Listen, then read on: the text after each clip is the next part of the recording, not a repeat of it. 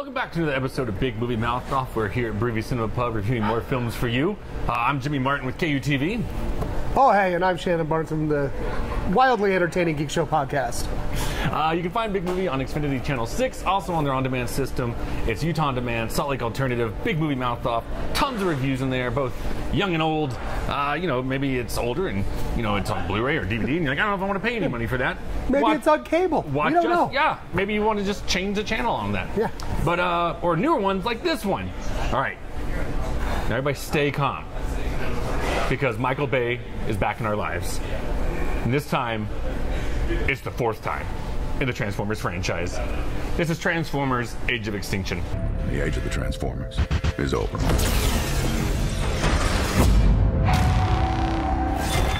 Don't you get it? We don't need you anymore.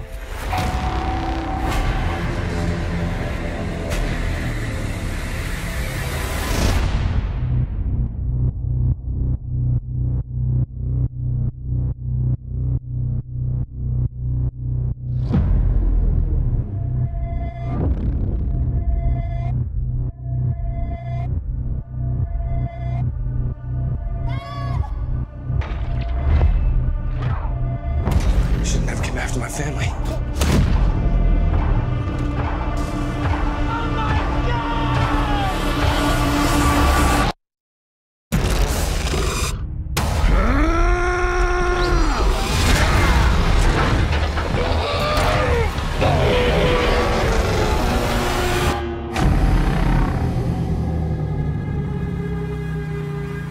A movie so bad it actually has the word stink in the title.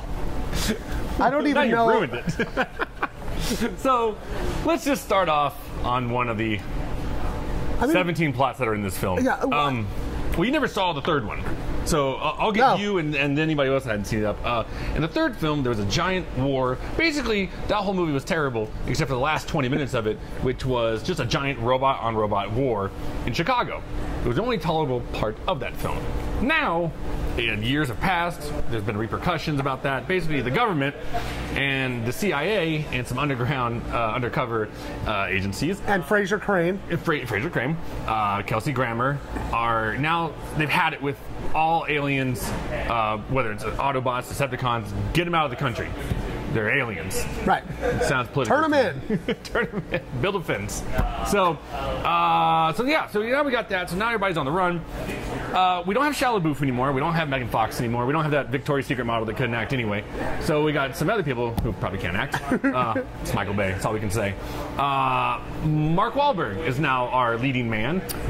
Lives in Paris, Texas. Paris, Texas. Because when I think Mark Wahlberg, I think Paris, Texas. Hey, I found a Transformer. I live in Texas.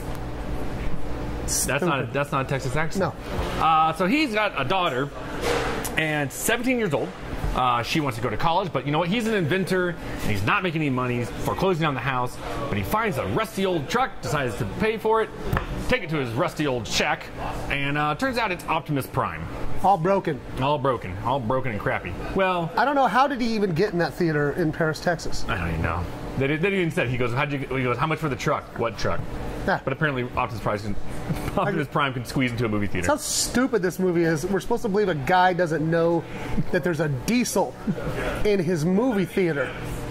What truck? So let's just say that Kelsey Grammer and his misfits find out that Mark Wahlberg and his misfits have Optimus Prime, and as we say, wackiness ensues. So let's start off with the before you walk into the doors. This film is 10 minutes shy of 3 hours long. That is too long for just about any film. I don't care if you're a war drama. I don't care if you're a Transformers film. No film should be this long. Unless you really think you can captivate me for that much time. It's called editing. Not everything needs to be in there, Michael Bay. So, especially, like, I will tell you, like, any time that, like, the human family, the Wahlberg family, are interacting. They're called the Jaegers. The Jaegers. Wink. I don't know if that's a slam at Pacific Rim. Sorry, Bay. Pacific Rim's better. I just looked over. I looked over at you during the movie, and I was like, I don't care.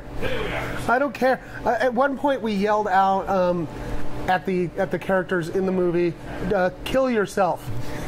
We wanted them to die. That's how bad this movie is. And you're right. I mean, this is what's so irritating about this. This is the fourth time, Michael Bay, that you decided to make a film called Transformers, yet focus on humans that nobody cares about. Go watch Pacific Rim, and the majority of that film is all robots. With some people in there, that's fine, plot, talk, whatever, but I want to see robots punch monsters or other robots. Yeah. When you do a car chase scene, I don't care if Mark Wahlberg and his daughter's lame boyfriend can drive. Don't have any interest in it. When Optimus Prime and another robot are fighting in the background, but you decide to stay in the car, you're messing up. That's not what this film is about. Sorry. There's those issues.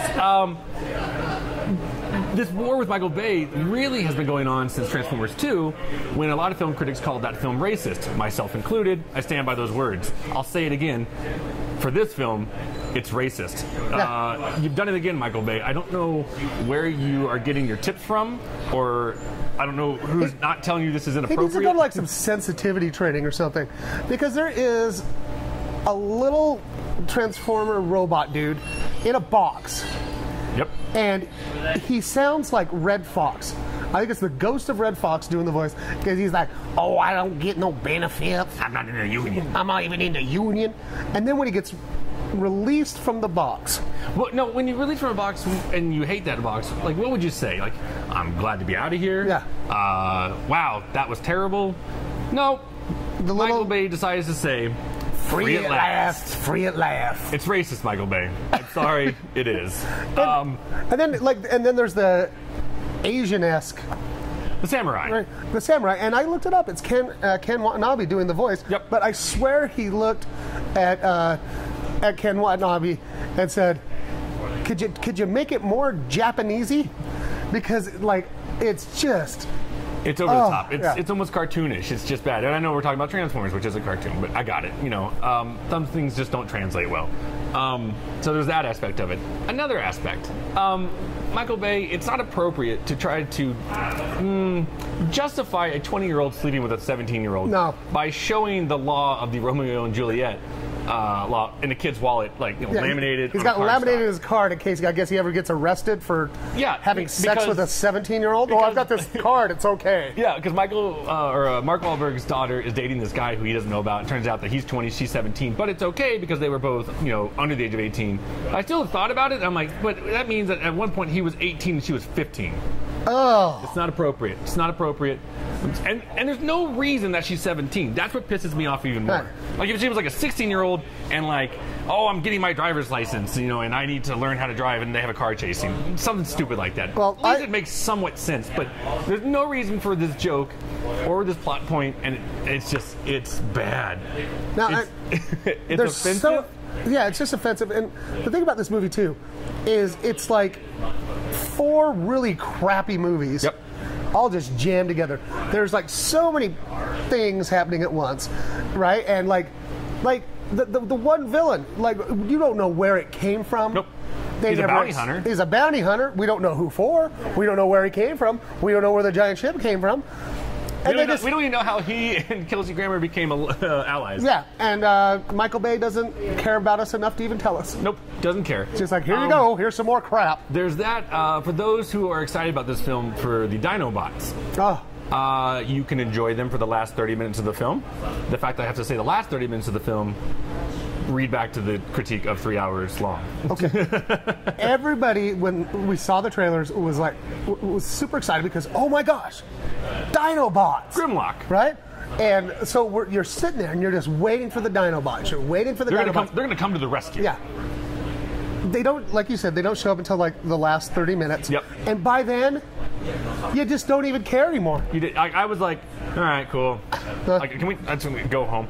I mean, I see a lot of films, obviously, and this was actually one of the first times in my life where I actually had to step out for a minute because the shaky cam was giving me such a bad headache that I had to go get a drink of water. I was getting blurry-eyed.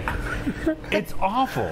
It's shame on Michael Bay. I mean, people have told me, oh, this one's better than 2 and 3. Well, first of all, they're wrong. And the reason I think it's even more wrong, this is the 4th attempt to do this. And the mistakes that you made previously, you've done again. Right. So you're not learning anything. Well, and the other thing is it's the definition of insanity. And the other thing is too, like the one cool thing in all the Transformers movies was the special effects of them transforming. Yep. They have even figured out how to chintz out on that. There'll be a car chase with Optimus and like a Lamborghini. Yeah. They'll cut to Mark Wahlberg and say like, oh, where are they? Where are they? And they cut back and they're just like robots running down the street. Well, and then they've had these new upgraded Transformers, upgraded, which means cheaper to produce.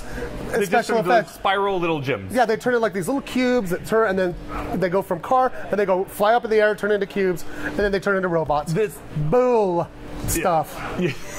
I haven't walked out of a film this angry before in a long time. Probably last time was probably due to Adam Sandler's geniusness, but I looked at your face, and you were just staring at that movie like it hit you. Yeah.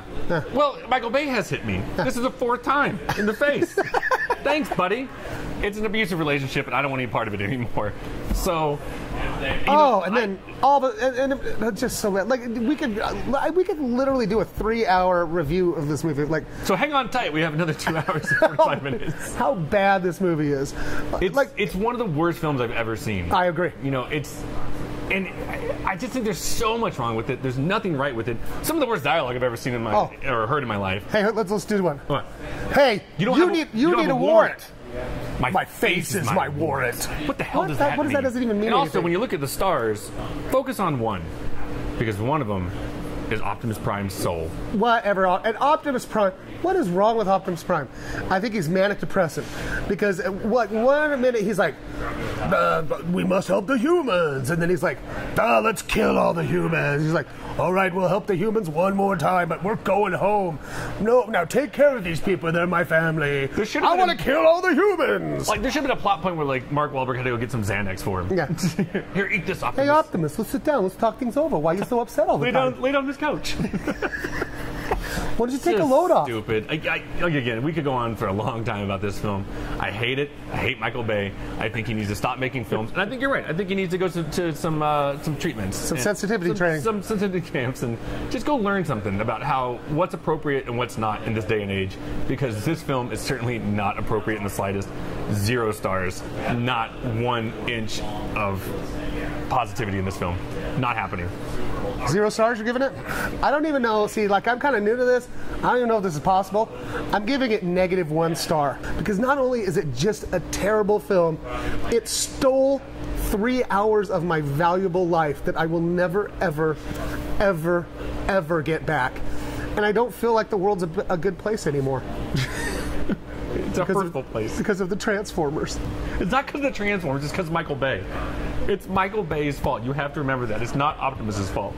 Well, Optimus could have said something during filming. I mean, really. Peter Cullen could have said something. My motivations don't make any sense. Mr. Bay, I don't think this is right. I'm going to transform and roll out of here.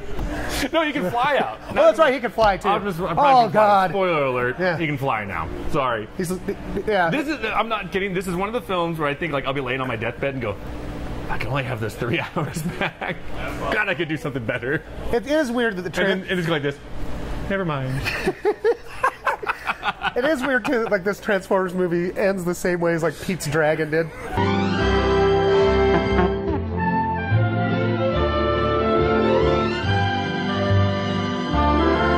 It's got a Pete's Dragon ending. I just don't know what they were doing. It blows my mind. Anybody who thinks this is a good film, I've actually lost some respect for you and your judgment. So, again, 0 stars, -1 star. -1 star. It's never been done before. Huh. Never been done on this show. But Ebert's rolling around in his grave. About this film? Yeah, absolutely. And my review. Oh, and your review. So that's going to do it. I don't think there's any... Well, there's a lot more we could say about it, but we'll just let it go at that. Do not see Transformers Age of Extinction. Do not support Michael Bay and his endeavors. Just go watch something else. Anything. Yeah. Anything is better in the theaters right now. Even like the Medea movies probably better right now. Go see Edge of Tomorrow, man. Edge of Tomorrow? Give that show Edge of Tomorrow? some love. Yeah. Anything. I don't care what it is. Go stare at a bucket of popcorn. I don't care. That's going to do it for this episode of Big Movie Mouth Off. We'll be reviewing films all summer long, and we'll see you next time.